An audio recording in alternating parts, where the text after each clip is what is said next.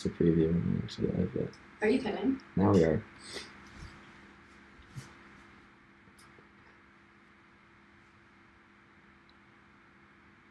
Are we live now?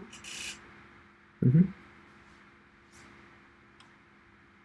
Hello everyone.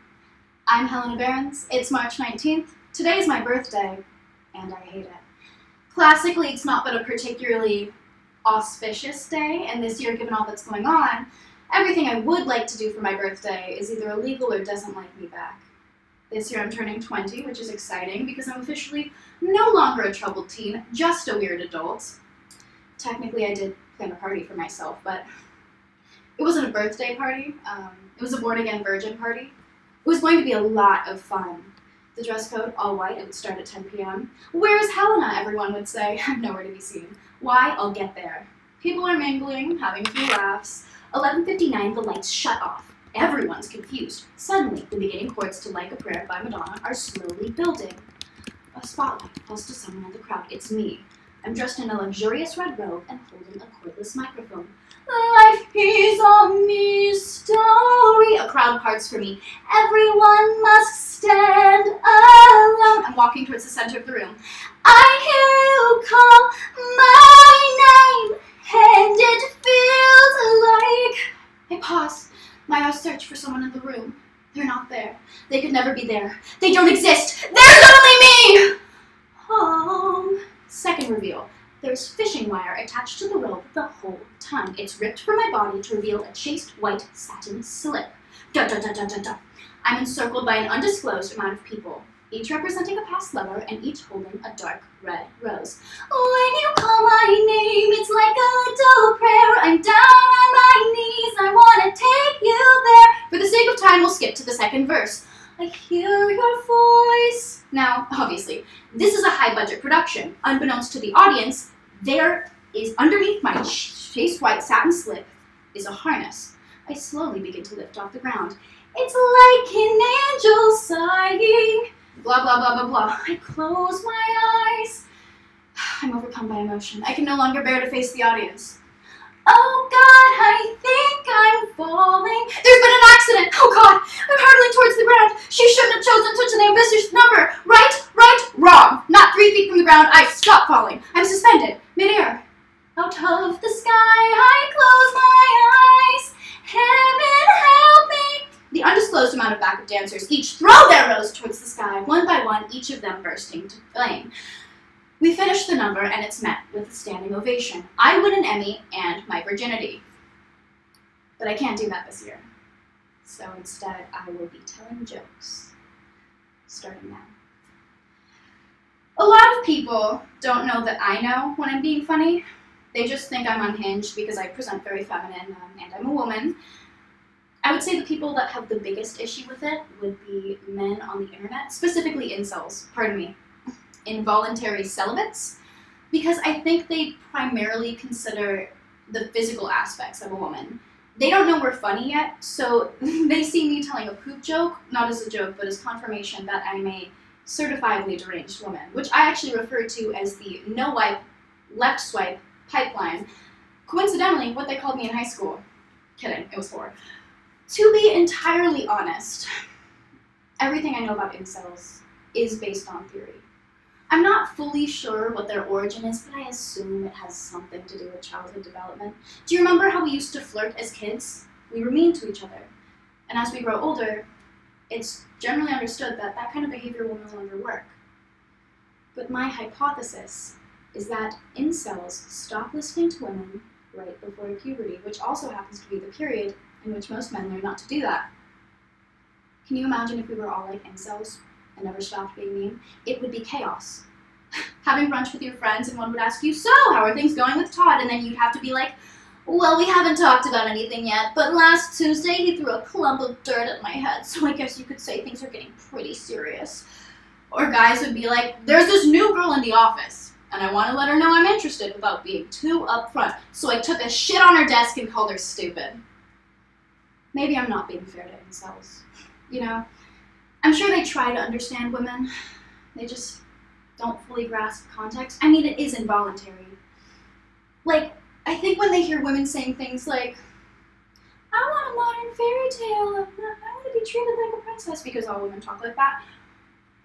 I think they don't understand that that means we just want to be valued and appreciate romantic gestures. It's more like, a relationship sounds good to me, but first you must solve my riddles 3. And when the woman's like, no, also, that's not what I meant. Who are you?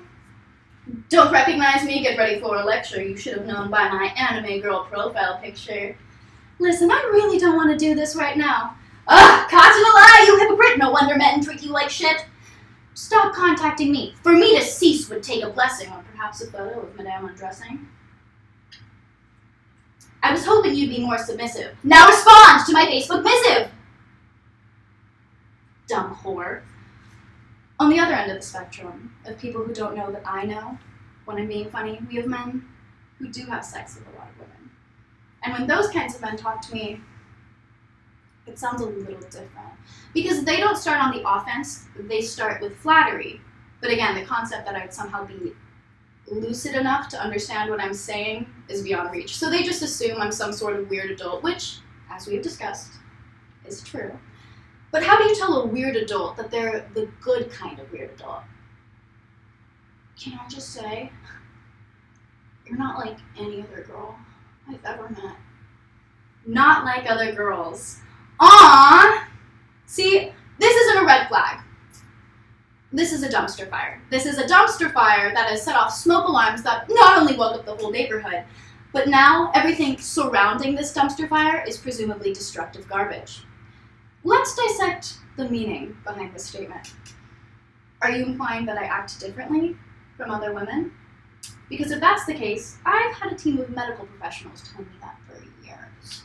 And you would be the least qualified person to be sharing that opinion with me. But let's backtrack even farther. First of all, I am like other girls. Perhaps if you have such an issue with other girls, you shouldn't be dating women.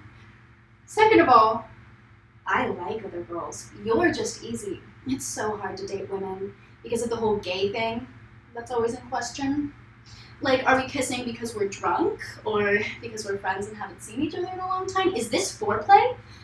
And it's so hard to gauge when things are becoming homosexual because sometimes I'll have my hand on my friend's breast because she's like, feel this new bra, it's so soft. I'm like, is this code? Should I be, oh fuck, oh. No, it's just an extremely soft bra, okay, cool. And with women, flirting. Because with men, flirting's pretty easy because I just have to like make eye contact and agree with something he says. But with women, it's hard because you're so pretty is something I tell my friends, in addition to women I'm flirting with, and also random women I see on the street, and they know this. So if I say something nice, they're just going to return the compliment. Flirting with women is essentially just, hi, I think you're pretty. Thanks, you too. Thanks, you too. Thanks, you too. Until one of you dies. Flirting, being attracted to men and women at the same time is like being offered a gourmet meal or Taco Bell. And I'm embarrassed to tell you when it gets late enough, I could go either way. I think I'm better off alone anyway because I equate significant others to diabetes. Let me unpack that. When my friend tells me that they have a significant other, I equate it to them telling me they've just been diagnosed with diabetes. I don't think any differently of them. It's just something they have to live with. And it doesn't really come up unless it's like in conversation, like, hey, I'm craving donuts, you want one? And they're like, let me check my insulin thingy. And I'm like, oh, right. Or I'll be like, hey, you want an open mouth kiss on the lips? And they're like, I don't think Josh would like that. I'm like, oh, right. I don't really get it because I'm not a girlfriend. Even if I was dating someone, I don't know if I'd be a girlfriend. Have you ever met someone and immediately thought, oh, you're a girlfriend? Like you meet someone and you think to yourself, wow, you seem like the kind of person who consistently has a significant other. That's what I'm talking about. I don't really know how to describe it because I'm not the one who got away either. I think I more so exist in this like grayish area, kind of like remembering a boy band phase or like pastel skinny jeans. Like I don't really get it, but I'm sure it made sense at the time. And it's not that I don't enjoy the concept of love. It's just something I personally want to watch from afar. I associate falling in love with going platinum blonde. I love seeing my friends flirt off. And I really want to do it when I'm alone in my room every 3 months around 2 a.m. But ultimately, I know it wouldn't really work for me. And then there'd be all that upkeep and damage I'd have to worry about after I'm done being blonde. And then there's like that initial conversation I have to have where I have to decide if I even want to go blonde. But maybe that's too much commitment. Maybe balayage would work better, maybe an ombre moment. But then there's that argument that's like, why would I bleach any of my hair to get a half-assed result? That seems like a waste of time and money. So then I get a wig to try it out or go on a Tinder date and ultimately decide to cancel my hair appointment because I can't tell I actually might be a lesbian. Speaking of wastes of time and money, I recently started paying for parking because I learned the hard way that pretty privilege doesn't work as well if you're not there. I am a woman of the future, so naturally I downloaded an app so I wouldn't have to get out of the car to pay. And as I was registering, it asked me what I wanted to nickname my car, which is actually my dad's car. Apparently they were talking about car brands like Jeep, Toyota, another example car brand. I don't know cars, I'm not a car person. I apparently also don't know parking etiquette, as literally any curb in the Portland metro area would tell you, because I thought they were talking about an actual nickname. Because I know men get attached to objects. Cars, boats, women, you get the gist. So I named it Kari. But when I was registering my mother's car, I didn't have another car-related nickname. So I named it Matthew. And can you really blame me? I feel like men have such weird terminology for so many things. Like, hey, how are you? It's been forever means I just broke up with my girlfriend and I would like to have sex. Or calling women to date nothing because they don't want to put a label on it. I would say my personal favorite phrase from the weird male language would have to be post-nut clarity. Let me say that again for you. Post-nut clarity. For those of you who don't know, it's this phenomenon that can only be described as a sudden burst of understanding immediately after ejaculation, which I think is really funny because they're making it sound like this ancient ritual prayer when they're just describing having better judgment because they're no longer blinded by horniness, which is what the rest of us just call common sense. They found a way to gender common sense, the way deodorant or shampoo is gendered, which feels ridiculous because everybody uses it, but that's like the whole point of masculinity. It's picking arbitrary things to represent being a man. At the end of the day, football players are just guys who run around in spandex while aggressively hugging and jumping on each other, and then celebrate by taking a group shower. And those are the most masculine men in society, but kissing another man is gay and therefore feminine. As someone who's not directly affected by toxic masculinity, that's so confusing. Because to me, the most masculine thing you could possibly do is fuck another man. Gay men fully remove women from the sexual equation, therefore removing the most feminine aspects of sex. Boobs, vagina, that's girly as fuck. Get that shit out of here. And yet, they're constantly compared to women because they don't want to have sex with them. Make that make sense. Frankly, there are a lot of aspects of sex I don't understand. And that's because I lived in Norway during 8th grade and therefore took sex ed in Norwegian. Unfortunately, I had yet to learn Norwegian, which is why the first sentence I learned was "Den ereksjon når the penis blir hard," and also why I recently scheduled a dermatology appointment to remove something I thought was a skin tag. Turns out it's called the labia minora, which I thought was supposed to have 9 holes to represent how long the oil lasted the Jews when they were run out of Egypt, but again, I'm only culturally Jewish, not practicing. I would say the majority of what I learned about sex came from the media, like Cosmopolitan and its ridiculous rendition of how the modern woman has intercourse. It goes without saying that I am a person who thoroughly enjoys ridiculous renditions, but as any artist knows, there has to be a kernel of truth in your work for people to be able to resonate with it, which is why I, a now 20-year-old weird adult with a fear of intimacy, created my own list of Cosmopolitan-inspired sex positions, including, but not limited to, the Christian missionary, which is the same as regular missionary, but it's with a man who's trying to save you. The 11, similar to the 69, but halfway through, we told him things aren't working out, so you both just lay in silence. The Sisyphus, based on the Greek myth, you can look that up.